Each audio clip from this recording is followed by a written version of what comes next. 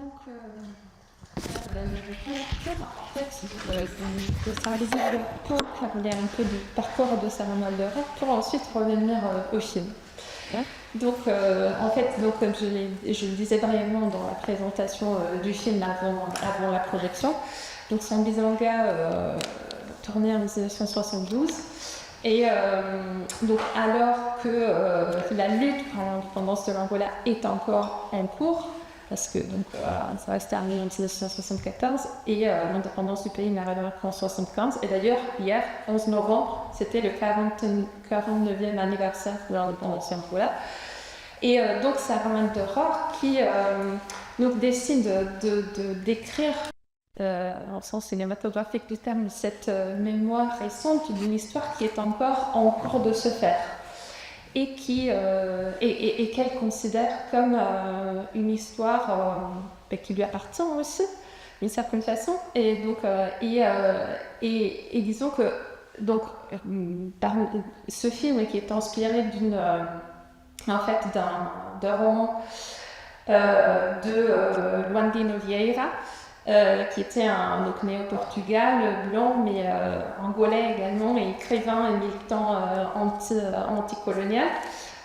Donc, qui écrit ce roman en 61, donc quelques mois après le début de l'insurrection armée, avec l'épisode de l'attaque des prisons qui est évoqué à la fin du film et qui a marqué un peu le début historique de la lutte de libération nationale. Et donc Landino Vieira, qui est encore emprisonné au moment où le film est tourné, parce qu'en 61, donc il est arrêté par la police secrète portugaise et condamné à un cas d'emprisonnement de 4 ans. Donc il est encore en prison au Cap-Vert quand le film est réalisé. Et donc Sarah Maldoror se fait porteuse de cette histoire. Et avec son bisanga, elle inscrit l'Angola sur la carte du cinéma mondial. Et elle fait ce film donc pour faire connaître cette histoire en cours de se faire, donc de la lutte anticoloniale en Angola et dans les deux autres, accessoirement c'était deux autres colonies portugaises aussi, donc Mozambique et Guinée-Bissau. Donc la lutte pour l'indépendance était encore en cours. Donc comment Sarah Maldoror, qui je le disais au début, était née dans le sud de la France, dans père guadeloupéen, mère française qui avait fait des études à la Sorbonne, commencé par le théâtre, comment est-elle arrivée à assembler à réaliser ce film? Effectivement, Sarah est née en 1929 dans le sud de la France et elle perd très tôt ses parents et par contre elle a un rêve qu'elle ne s'explique pas, mais c'était ça son ambition, c'était de faire du théâtre. Elle aurait voulu être tragédienne. Donc dès qu'elle en a l'opportunité, elle quitte le sud de la France pour arriver à Paris. Et là, elle va découvrir non seulement cette grande ville, mais aussi une capitale mondiale dans laquelle il y a une effervescence incroyable dans les années 50. Une capitale de mouvements où tout de noir, pas seulement de la France, de la diaspora, mais du monde venait. Donc c'est vraiment une capitale en grande effervescence artistique et politique. Et quand elle arrive à Paris, elle est prise dans ce mouvement et il ne faut pas oublier comme elle arrive du sud de la France dans un contexte très très blanc, et là, enfin, elle rencontre des hommes et des femmes qui lui ressemblent.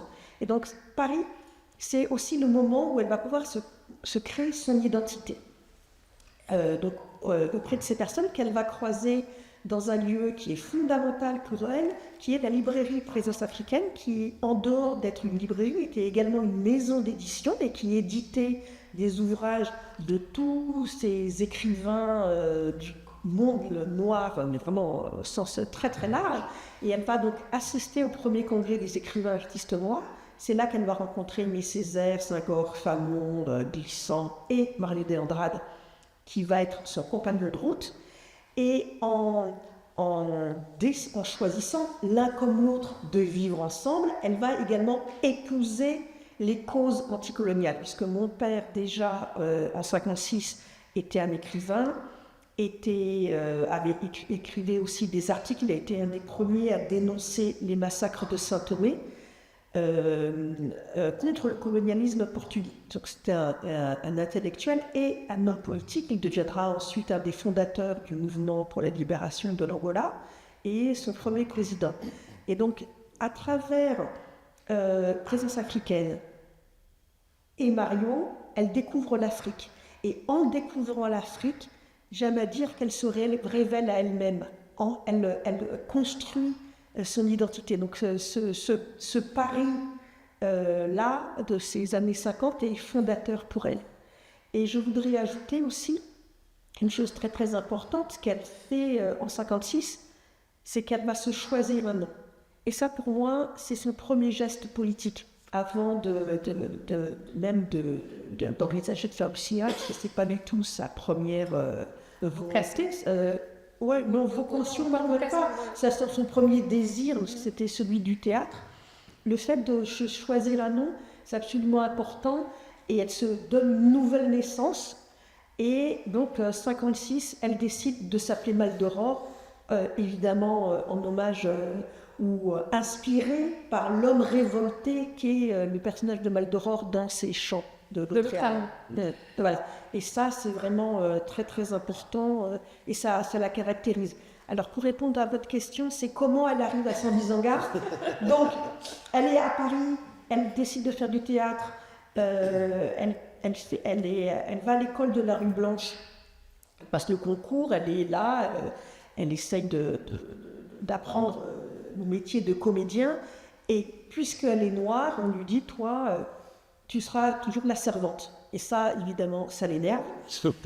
Et elle rencontre d'autres camarades qui, comme elle, sont noirs, donc Tinti Bassori, Samba Babacar et Toto Vicente, et ensemble, ils décident de créer la première compagnie de théâtre noire.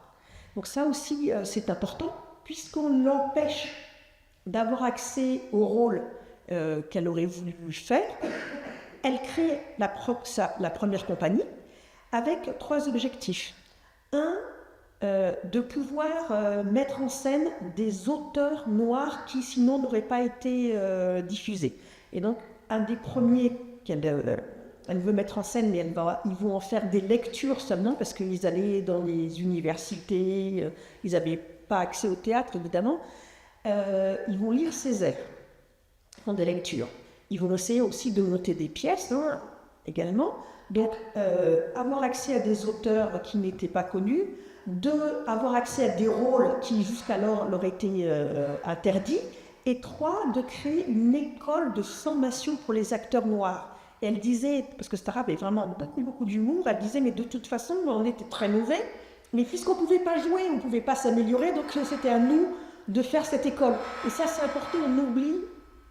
C'est moi qui ai fait ça plus ? Non. Et donc, on oublie son côté de transmission. Ce côté-là est fondamental dans toute son identité, dans tout ce qu'elle a fait. Et donc, elle fait du théâtre. Ils vont finalement réussir à monter Les Nègres de Jean Genet qui venait d'être publié. Et la pièce est très très ambitieuse. Et elle va s'adresser à Roger Blin en lui demandant de venir de les aider. Roger Blin accepte de mettre en scène cette pièce. Donc du coup, ils ont accès au théâtre de Lutèce. Mais Sarah participe aux répétitions. Puis Mario a l'opportunité de partir vivre en Guinée-Conakry parce que c'est un des premiers pays indépendants et que lui, son activité politique est telle qu'il faut rentrer en Afrique. Sarah décide de partir avec lui. Donc elle laisse tomber la compagnie et va s'installer à Conakry. Seulement là, toute seule, déjà Paris c'était pas facile, toute seule à Conakry, faire du théâtre, ça l'est encore plus. Donc elle se dit, mais comment est-ce que je peux continuer à transmettre et faire quelque chose avec toute cette énergie, cette volonté qu'elle avait, parce qu'elle avait, je pense, quelque chose de très important qui est aussi un fil conducteur, c'est un grand sentiment de responsabilité. Oui. Et un sentiment d'urgence. Donc elle se dit, finalement, le théâtre c'est bien gentil, il faut être nombreux. Si je veux transmettre mes idées, transmettre ces auteurs en Afrique, le plus efficace c'est le cinéma. Et c'est donc par nécessité qu'elle va étudier le cinéma à Moscou. Elle se débrouille pour obtenir une bourse puisqu'elle n'avait pas aucune nationalité africaine. Je ne sais pas très bien si elle est partie guinéenne ou malienne, il y a un flou là, il va falloir que je fasse des recherches. Ouais. Elle obtient une bourse, elle part à Moscou, elle étudie le cinéma là-bas. Studio Gorky. Oh oui. Et ensuite, je ne sais pas très bien où elle revient, si c'est tout de suite en Guinée ou directement à Rabat. Là encore, bon, il y a encore beaucoup de choses à élucider dans notre famille. La famille s'installe à Rabat, puis à Alger, où c'est vraiment longtemps. Et donc, quand elle commence à faire ses premiers films... Et désolée, je voulais pas me couper, mais c'était juste pour insérer un petit détail de ce que vous venez de dire. Donc, quand elle était à Moscou au studio Gorky, elle avait travaillé avec Marc Donskoy. Et elle avait croisé aussi la route d'Ousmane Sembène. Oui, parce que Sembène est venue aussi étudier le cinéma depuis quelques mois. Voilà. Ouais. Elle était à l'université. 2 ans. Oui. Et donc, son premier film, alors, dans cette idée de responsabilité, son premier choix se porte sur dénoncer la guerre qui se passe en Angola, dans ces colonies portugaises, parce que pour elle, c'est encore une fois cette idée de nécessité. Et donc, son premier film, Mon Ngambé, parle de ça, et c'est d'ailleurs une adaptation d'une nouvelle de Léondine Oviera qu'elle va adapter donc 2 fois. Une première fois avec ce court-métrage Mon Ngambé, puis ce sera Sambizanga en 72, quand Clancy. Voilà. Et entre-temps, ce que j'évoquais avant la projection de Sambizanga, donc en fait, Sambizanga est le premier long-métrage connu de Sarah, mais elle avait déjà réalisé un autre long-métrage en 1970, donc Des fusils pour Banta, mais comme j'avais anticipé, qui n'a jamais été diffusé. Donc, il n'a pas été diffusé parce qu'il n'est pas terminé. Voilà. Et donc je voulais, si vous pouviez nous dire un peu plus, pourquoi, qu'est-ce qui est arrivé en fait? Elle a décidé de faire ce long-métrage pour raconter le rôle des femmes, l'importance des femmes dans une lutte armée. Donc, elle écrit un projet avec Mario. Donc, j'ai 4 versions de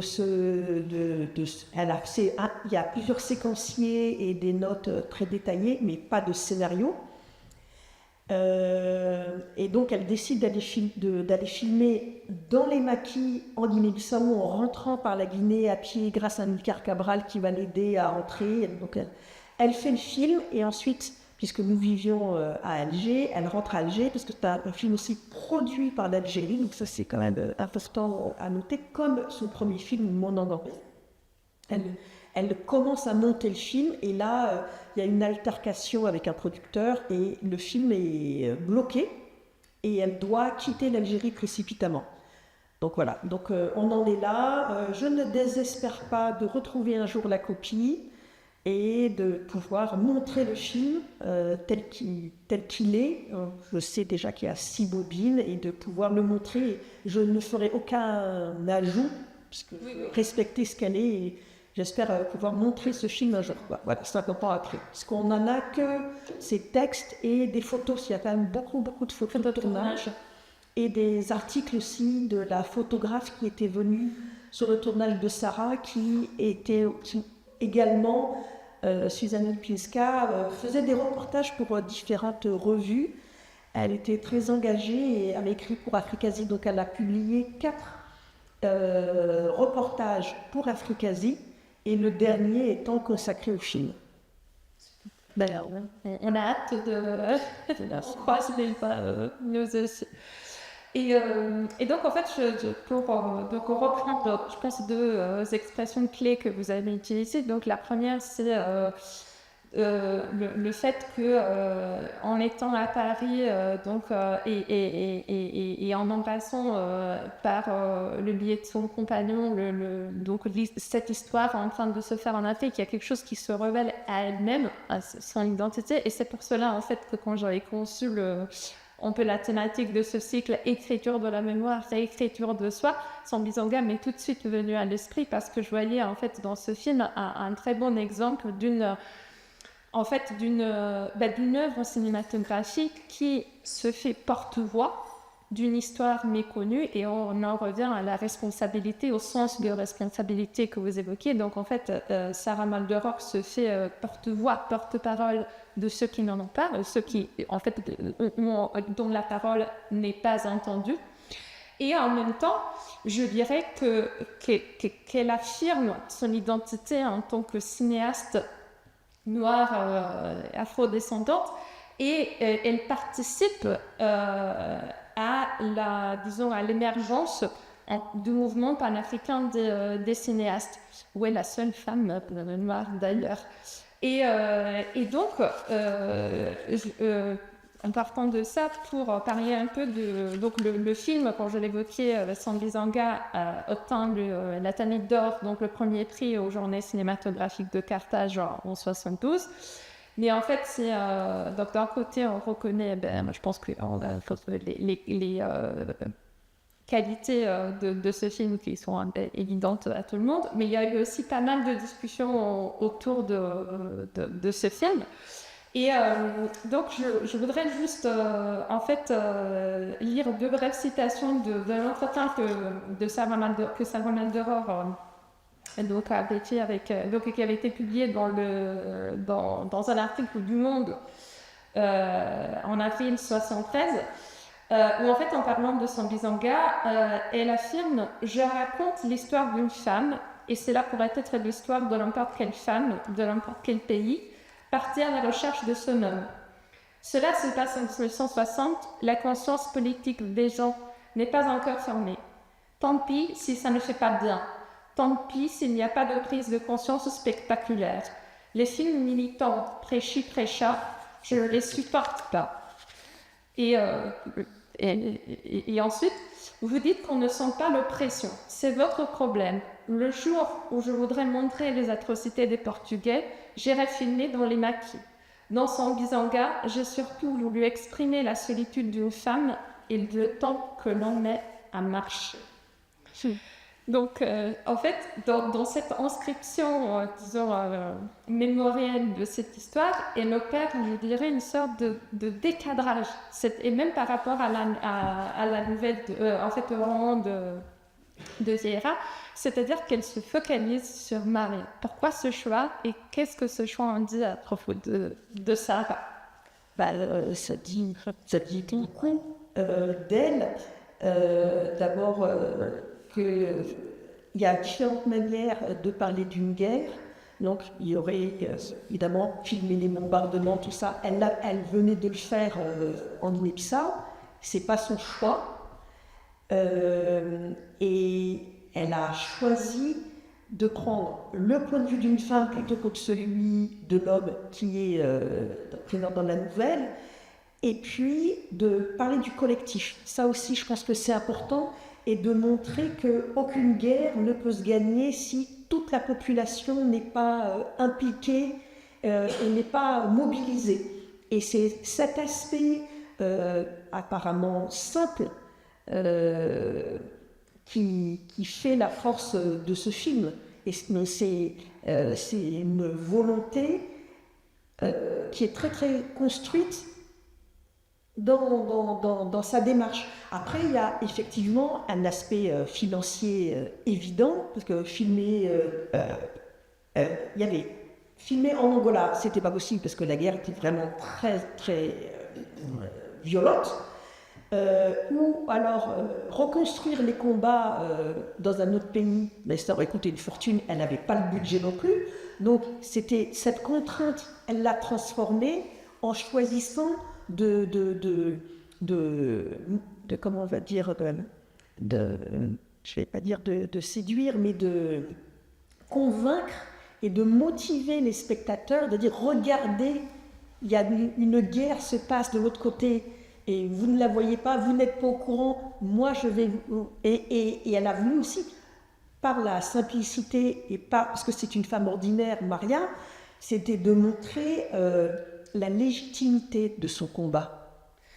Oui, et en fait, et je pense aussi en partant du quotidien de Maria, de Miloš et de leur enfant, et en montrant beaucoup de petits gestes, de regards, je trouve qu'au lieu comment dire, de diminuer la violence de l'oppression, elle l'augmente parce qu'en fait, on voit pas. Il n'y a pas, on voit pas un mouvement armé qui s'opposerait à la domination portugaise et donc répression en représailles de quelque chose, mais on voit vraiment l'éruption de la violence dans un quotidien qui pourrait être celui de tout le monde. Et donc je pense en fait que effectivement il y a ce choix-là qui est un choix très fort.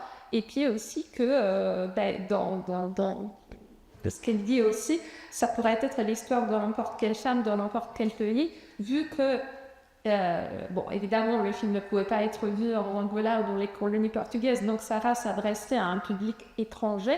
Il y avait aussi, je pense, cette intention de rendre cette histoire parlante à toute femme et tout homme, et donc pour essayer de mieux, je dirais, de déexotiser en fait ce combat et de le rendre plus proche et plus universel. Parce que c'est ce qu'elle disait dans un des débats, d'être dans un couple et tout d'un coup, à 4 heures du matin, on vient vous enlever votre mari, ça peut aussi arriver en France, parce que c'était une question à laquelle elle répond, une remarque qu'elle faisait, c'est une projection. Et Laurent, vous aussi, vous avez connu Sarah Maldoror parce qu'en fait, après, elle a été une fois partie en catastrophe parce qu'elle était d'Algérie. Et donc, avec ces deux filles est allée vivre à Saint-Denis. Et donc, en fait, qu'est-ce qu'il y a de Sarah Maldoror dans son bizanga? Ah. Waouh, c'est un piège. Non, mais moi, ce qui me ressort un peu dans les Angas et qui peut peut-être... moi, je vais te raconter cette histoire ici. Sarah Maldoror, je l'ai connue d'abord en tant qu'agent d'accueil à déchirer des biens aussi mon âge. Je ne savais même pas qui était Sarah Maldoror. C'était une personne que je croisais et qui avait toujours un mot et une affirmation assez forte de ce qu'elle venait de voir, de ce qu'elle veut dire. Elle avait toujours un mot. Quand je dis ça, c'était quelque chose de très... elle avait aussi une immense... c'était une personne pour moi qui avait une... est-ce que je vais te dire, je veux dire comme ça, une certaine présence permanente. Quand elle rentrait dans le cinéma, elle dégageait une espèce d'énergie extraordinaire. Elle avait toujours cette espèce de, voilà, je pense, de droiture. Je ne sais pas si c'est le bon terme, mais en tout cas, quand je vois ce film-là, je pense je pense un petit peu à cette notion de droiture. C'est un film d'immense maturité. C'est aussi un film fait parce qu'elle avait déjà plus de 40 ans. Mais lorsqu'on va s'attaquer au cinéma dans les 70, en se disant je vais créer une symétrie dans un récit entre un homme et une femme, et on va maintenir cette symétrie et on va éviter tous les pièges du spectaculaire pour essayer justement de rendre quelque chose à travers quelque chose qu'on peut communiquer un peu au-delà, rien dire, de certains mécanismes du cinéma plus traditionnel et plus occidental. Oui, je reconnais la femme aussi que j'ai rencontrée, c'est-à-dire aussi effectivement quelqu'un qui avait une forme de pugnacité à vouloir se confronter à quelque chose et de proposer autre chose. Et ça, oui, je peux le dire en quelques mots. Le peu de temps que j'ai pu avoir quand on se croisait, aussi avec Agnieszka, pour moi, il y a quelque chose de très clair. Sarah Maldoror est aussi intervenue à l'écran plusieurs fois, et effectivement, tu parlais de son humour. Ça, c'est quelque chose dont je me rappelle plus souvent d'ailleurs d'avoir beaucoup ri en écoutant, avoir ces petites piques pleines de sens. Effectivement, ça aussi, c'est quelque chose que je peux effectivement aussi renvoyer. Je voulais dire aussi quelque chose un peu. C'est vrai que Sarah Maldoror, dans le domaine du cinéma, je tiens à préciser que je gère une salle de cinéma. Donc, un cinéma, c'est un lieu d'exploitation cinématographique. Donc, ce n'est pas nécessairement une cinémathèque ou un espace audiovisuel. C'est une personne qui n'avait qu'une carrière finalement assez courte en nombre de films. et dont on a, et il faut évoquer aussi, par contre, l'immense influence qu'elle a pu avoir à travers son travail et ses collaborations dans le cinéma contemporain. Je parle en tout cas du cinéma de la deuxième partie du XXe siècle et même de la dernière. C'est quand même... J'étais toujours surpris petit à petit de découvrir Sarah Medoror et aussi Anouchka, on en rajouté aussi quelques-unes que je ne connaissais pas, que Sarah Medoror était aussi, derrière la bataille d'Alger, était aussi... Oui, elle avait été l'assistante voilà. de Gilles Pontecorvo sur le tournage de la bataille d'Alger en 65. Ou travailler avec Chris Marker, Oui. et c'est cette espèce de réseau incroyable aussi du cinéma qui dépasse simplement Zambizanga et aussi la myriade de films qui malheureusement n'étaient pas montrés dans les salles de cinéma parce que c'est des formes plus courtes ou documentaires, etc., qui composent vraiment quelque chose de, voilà, que je pourrais dire en quelques mots, m'impressionne beaucoup autant qu'elle m'avait impressionné aussi de son idée. Oui, et en fait, donc, ce choix d'un point de vue, donc de se poser du point de vue de Maria, donc d'un point de vue féminin, et qui est aussi un peu le point de vue qu'elle avait adopté dans Des fusils pour Banta et qui lui avait coûté aussi cher. Et donc ça a pu créer en fait des discussions. Et puis aussi un autre point que peut-être avait fait débat à Tunis aussi au JCC et dans les milieux, je dirais, du cinéma africain. Donc elle était considérée comme une pionnière, mais il y avait constamment à se battre aussi pour défendre aussi ses positions en tant que femme et en tant que cinéaste engagée, mais comme elle le dit très bien aussi dans l'extrait que j'ai lu, contre un cinéma militant à peu près chypréchen, donc c'est-à-dire où il y aurait une formule un peu pré-mâchée et regurgitée. Et en fait, donc pour revenir au montage alterné dont vous parlez, on lui a presque reproché la qualité esthétique de Zambizanga. Presque. On lui a reproché. Oui, on lui a reproché, parce que ce qu'on lui a dit clairement, c'est que ce film ne correspondait pas au canon des films militants. Un film militant, ça veut aussi dire filmer à l'arrache, un peu n'importe comment, avec une caméra comme ça. Et Sarah attachait énormément d'importance à la technique. Elle faisait très très attention, elle préparait énormément ses films. Et vous savez, quand on prépare un film avec un producteur, on vous dit, ben voilà, vous avez X semaines de préparation. Donc à partir du moment où vous êtes payé, X semaines de tournage et de montage. Mais Sarah, elle travaillait bien amont, bien plus que ça, ou même c'était presque parfois le double du temps, mais ça c'était pas grave. Elle faisait très très attention à la lumière, faisait très attention au son, très attention à la musique. Mais vraiment, elle travaillait beaucoup sur la sélection des musiques. Et je le vois quand... donc là, je suis en train de récupérer ses archives, de les classer. Eh bien, j'ai découvert quand même qu'elle avait écrit 46 projets de films, en dehors des 40 qu'elle a tournés. Ah oui. Allez, c'est 46 autres projets. Alors il y en a, j'ai juste quelques notes, d'autres j'ai des scénarios complets, d'autres j'ai 8 versions du même scénario, qu'elle a bossé pendant 10 ans sur un film, donc c'est quand même énorme. Hein. Mais quand on regarde, dès qu'il y a 2-3 pages, avec donc une note d'attention, ce qu'elle veut dire, et comment elle va le faire, pourquoi elle fait ce film, il y a toujours une page sur la musique, sur les bruits.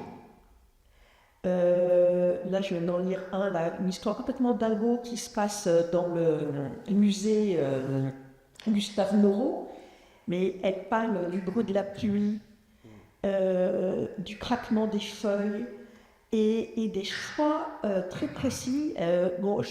Voilà, elle sait exactement quelle musique va accompagner quel film. Et ça, on oublie. On pense seulement, quand on parle de cinéma, ou en tout cas quand on parle de ça, on pense toujours aux images, mais il y a une attention très très particulière à la musique et elle l'accompagne toujours. Et des fois, elle fait des choix, elle a fait des choix parfois qui ont surpris donc notamment avec Manon Gambé, son premier film, quand elle a choisi la musique de l'Art Ensemble de Chicago. Elle a dit, voilà, mais n'empêche que le jazz, c'est quand même la meilleure expression de la liberté.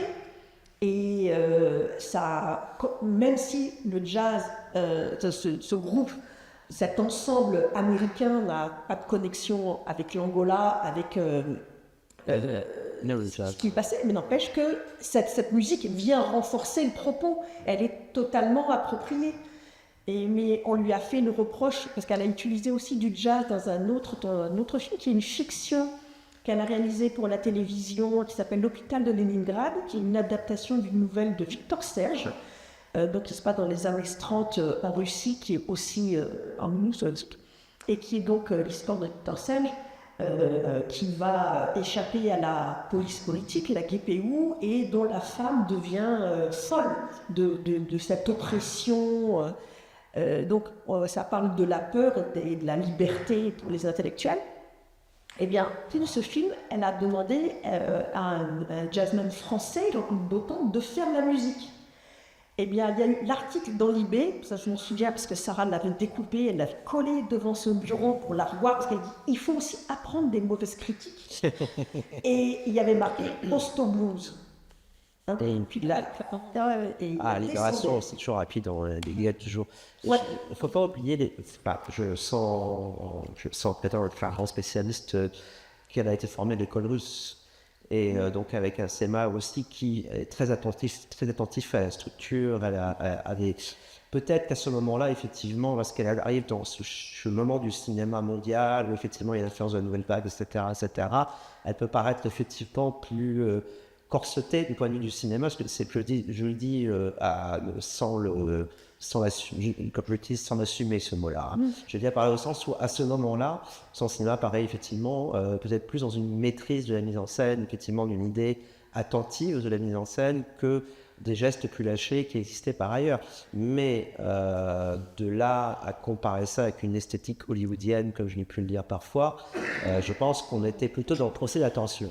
Que dans quelque chose de réellement, si on réfléchit de cela, quand on compare surtout avec l'école du cinéma russe, qui était quand même, ou asiatique, ou même d'ailleurs, qui était quand même plus peut-être dans les racines du cinéma de Sarah Aldovan, peut-être.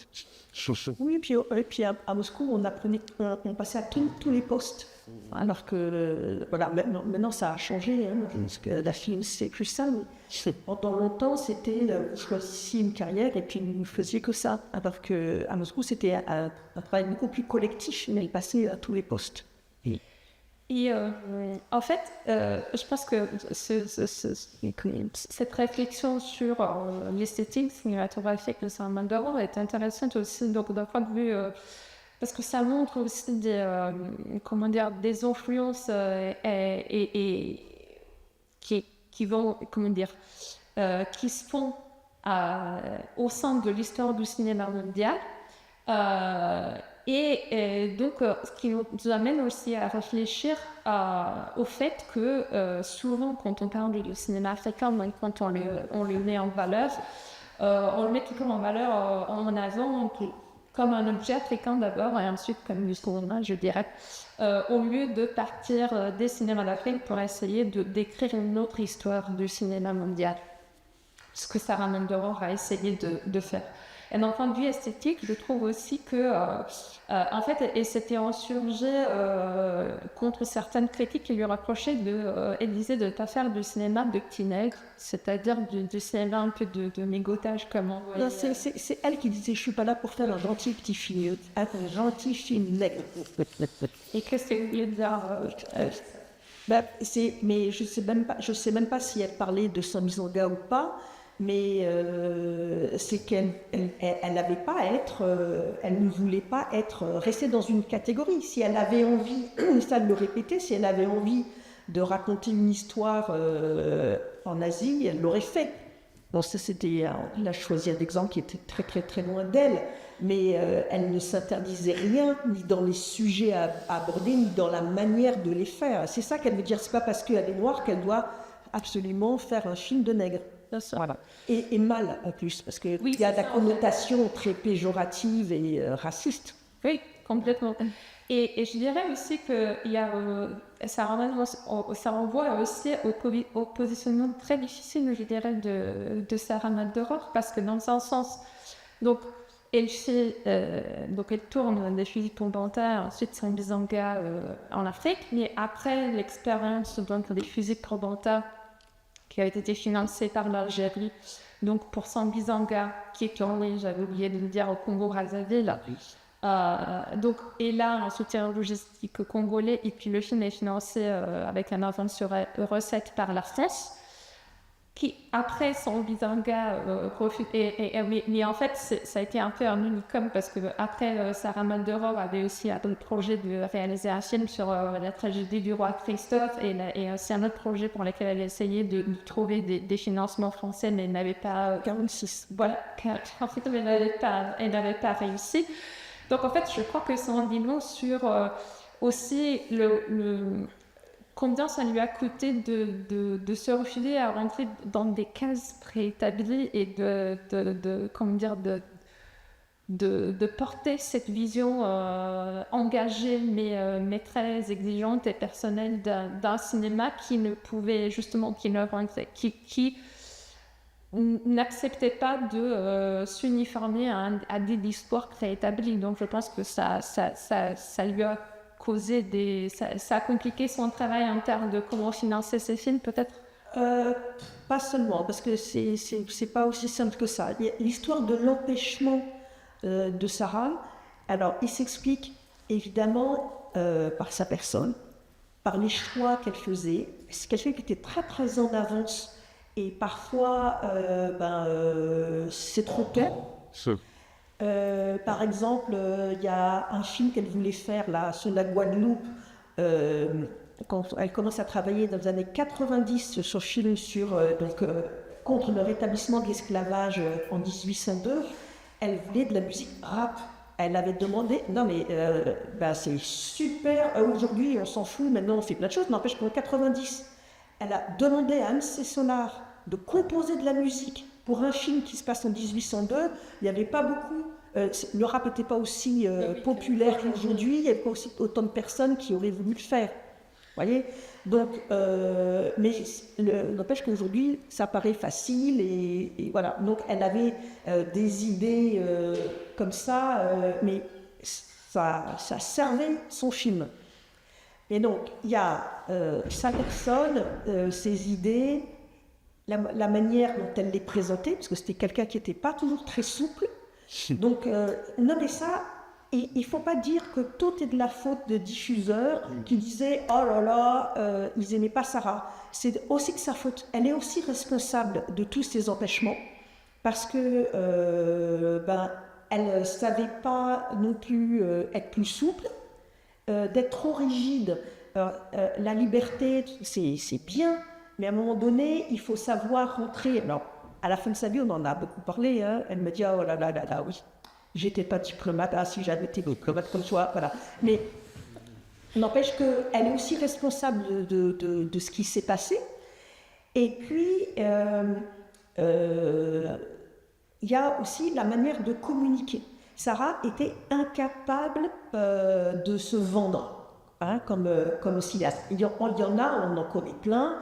Ils font un film sur un verre, ils vont raconter toute une histoire, mais incroyable. Ce verre n'aurait jamais existé s'il n'avait pas été là. Enfin bref, ils vont vous embobiner et vous avez envie de le voir, ce film. Sarah, elle savait parler de ses films, mais elle parlait du film à venir. Une fois que le film était fait, c'était rangé, il était fait. Donc elle s'intéressait à après. Et donc, qui est le meilleur promoteur de vos propres films? Si elle, une fois que c'était rangé, elle ne parlait pas, c'était compliqué. Après, pour un diffuseur ou un producteur, de se dire tiens, je vais travailler avec Maldoror, parce que sans Bizanga, il y a une chose très importante dont on n'a pas parlé, c'est que le producteur du film, en 82, va vendre ses droits à René Château, et qui lui va dire moi, sans Bizanga, j'en ai rien à faire, poum. Et il va le bloquer pendant 40 ans. Donc, pendant 40 ans, on n'a pas pu voir ce film. il y avait juste une seule copie qui circulait aux États-Unis parce qu'il l'avait vendue avant à New York Film. Et c'était donc l'unique copie 16 mm qui circulait en devenant de plus en plus Fatigué. très fatiguée. Mais elle, bon voilà, on a bloqué son film. Il y en a d'autres qui se seraient écroulés et en disant bon ben voilà, foutu. Parce que ça faisait coup sur coup, un film dont elle perd la copie, ensuite celui dont elle perd les droits, il faut y aller pour avoir envie de se remettre et de continuer à faire des films, parce que elle était seule. Oui. Hein, donc il y avait aussi un contexte politique à la maison qui était très très lourd. Elle devait élever ses 2 filles avec un compagnon qui était recherché par la police. Donc mon père était clandestin, il venait, il repartait, on ne savait pas très bien où il était, ils envoyaient des télégrammes codés, machin, j'arrive tel jour, machin, surtout dites pas que j'arrive, il changeait de nationalité tout le temps, j'ai récupéré tous ses passeports, toutes ses nationalités, enfin c'est quand même un environnement hyper lourd, enfin ce qu'on dit maintenant charge émotionnelle, hein, je peux pas. Donc tu vois, qui vont ajouter, et malgré ça, elle a la force, la pugnacité, comme tu disais, pour continuer et à faire des films.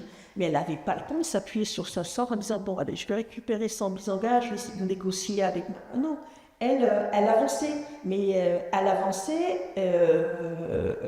oui, mais il fallait aussi consolider aussi des choses. Et ça, elle n'a pas su le faire. Donc elle est aussi responsable en partie de cette invisibilité dont elle a énormément souffert. Oui, et en visibilité qui heureusement, heureusement relativement, mais parce que ça c'est en train de se passer donc après sa mort. C'est-à-dire que son Bisonga restauré en 2021 donc j'en avais un peu parlé avant la projection, donc c'est l'un des films qui a été choisi par le African Film Heritage Project pour être restauré et donc inclus dans le cinéma de patrimoine et restauration donc ce projet qui est parrainé par la Film Foundation de Scorsese et son World Cinema Project. Et donc, ce qui fait en gros, ce qui a inscrit son Bisanga dans l'histoire du cinéma mondial et qui a rendu ce film disponible à nouveau en version restaurée. Donc, c'est l'une des raisons pour lesquelles j'étais aussi contente de pouvoir l'avoir et d'ouvrir ce cycle avec ce film qui a été indisponible pendant 40 ans en France. Et donc, je voulais en revenir un peu, donc, quand on parle de mémoire et cinéma, c'est aussi, je dirais, la mémoire du cinéma. Et donc, je dirais qu'un peu la place de Sarah Moldoror dans cette mémoire du cinéma est en train de s'écrire maintenant qu'elle est plus là. Et donc, peut-être, Laurent, en fait, sur ce qui est sur des projets, et aussi Anouchka, des projets qui sont en cours pour faire un peu cette œuvre de consolidation qui n'a pas pu être faite pendant la vie de Sarah et qui se fait maintenant grâce à un regain d'intérêt et je dirais une redécouverte de l'œuvre de Sarah.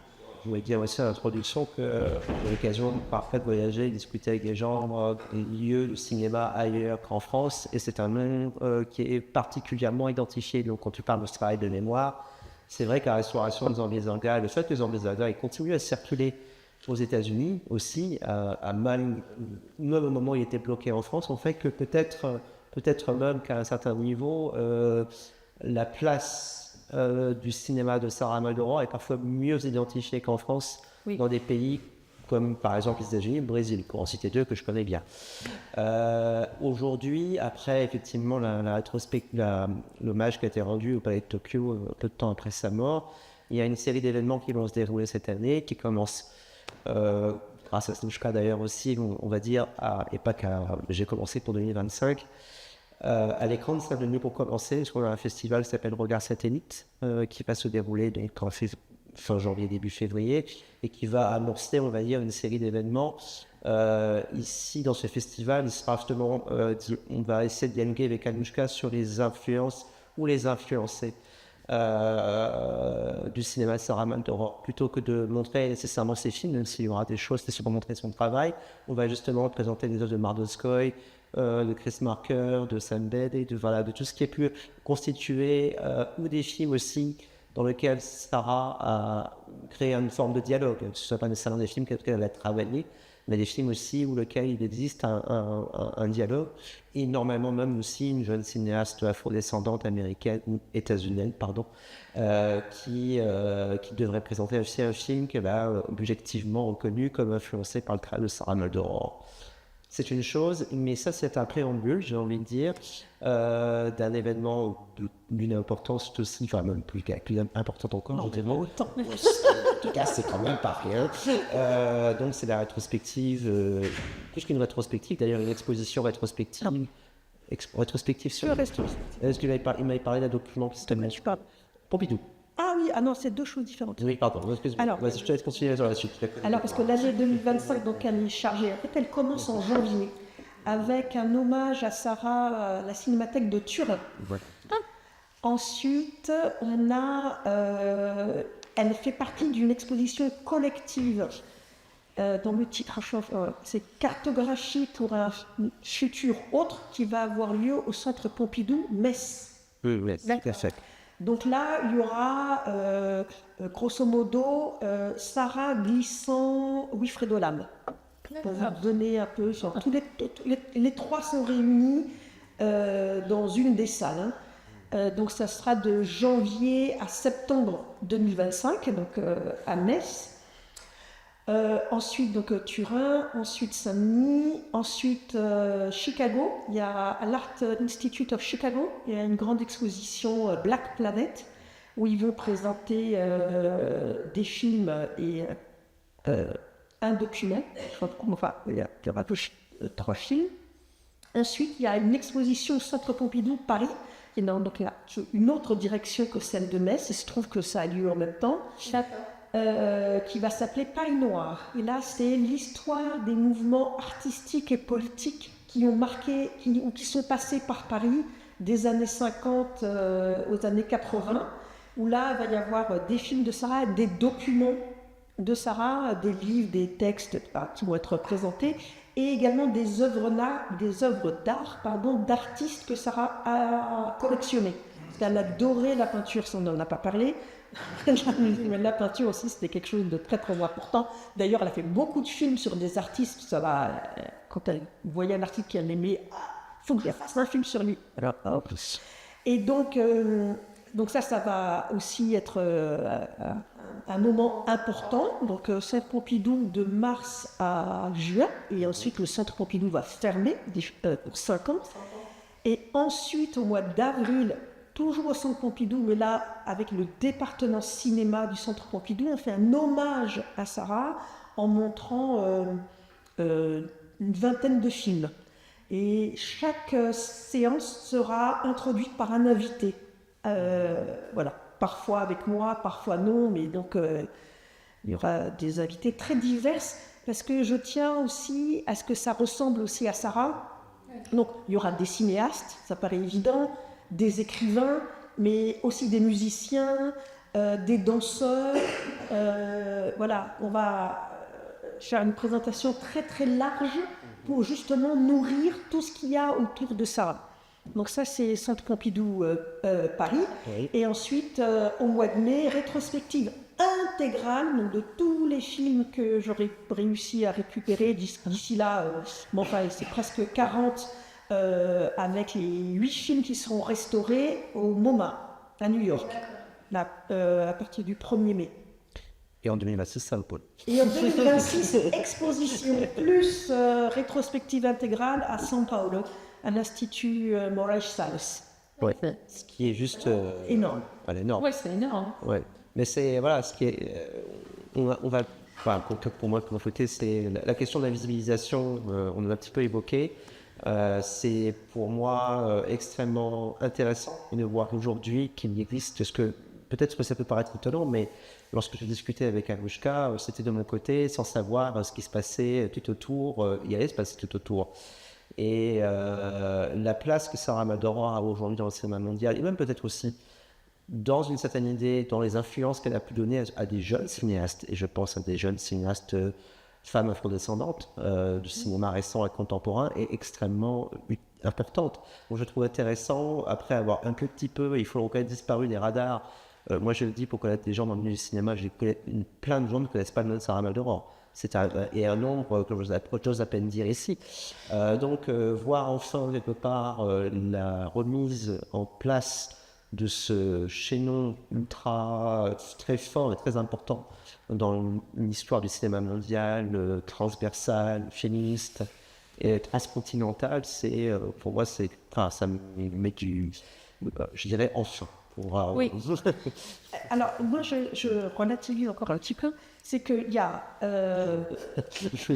la restauration de son Bisanga est importante, hein, mais on a bossé pendant 4 ans pour y arriver, parce que justement, on n'arrivait pas à obtenir les droits. Donc, quand elle a reçu la lettre de Martin Scorsese qui lui dit je voudrais restaurer votre film, il a fallu lui dire merci beaucoup, Safa, mais on ne peut pas. Et donc, heureusement, ses équipes étaient derrière, et ça a été...